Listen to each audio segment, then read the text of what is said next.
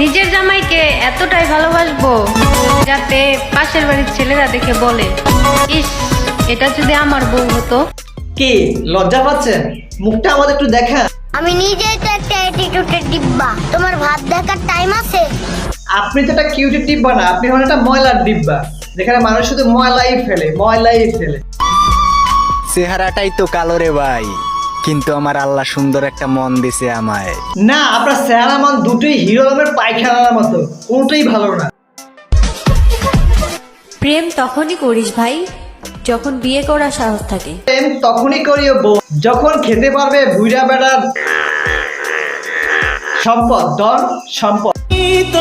যেদিন তুমি বুঝবা সেই দিন তুমি আমাকেই খুঁজবা।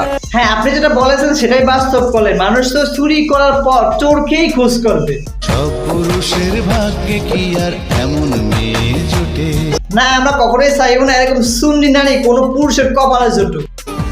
মারা গেলেও আফসোস নেই, কারণ এই জীবনে অনেক কষ্ট পেয়েছি। জীবনের চেয়ে বেশি ভালোবেসেও আপন হতে পারলাম না।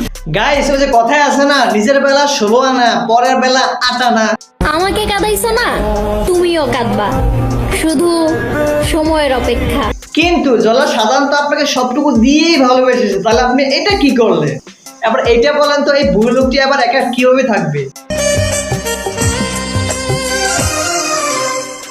হাজার বছর বেঁচে থাকো তুমি, তোকে নিয়ে স্বর্গের সুর।